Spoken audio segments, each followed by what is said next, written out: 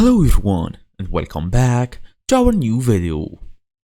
So you have been using Shopify for a while now in 2026, and once customers place an order, the next step is basically for you to fulfill that order. So in this small tutorial, we're really gonna show you on how to actually fulfill orders on Shopify in this 2026 version. So let's get started. The first step is the usual stuff, going all the way to shopify.com, tap on this link. Now we're gonna wait till it fully opens. The next step is for you to log in using your email address and password, the usual stuff.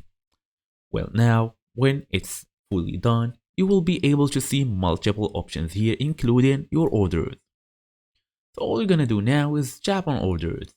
Then you can see if you wanna go to basically the drafts or the checkouts. It depends on you. They're gonna tell me that your orders will show here. To get orders and accept payments from customers, you need to select a plan.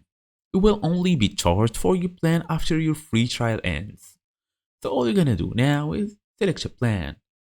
But for you, if you are basically already done, you should be able to see your usual orders that you can open. Just tap on open an order, select the order you want to fulfill, then click the fulfill items on the order page. All you're gonna do now is add them tracking info, including the shipping carry, the tracking number, and all of that. Then mark it as fulfilled. And that's it basically. The customer will get a notification, which means that you have already fulfilled their order, and that's it. Thank you all for watching, and I will see you in the next video.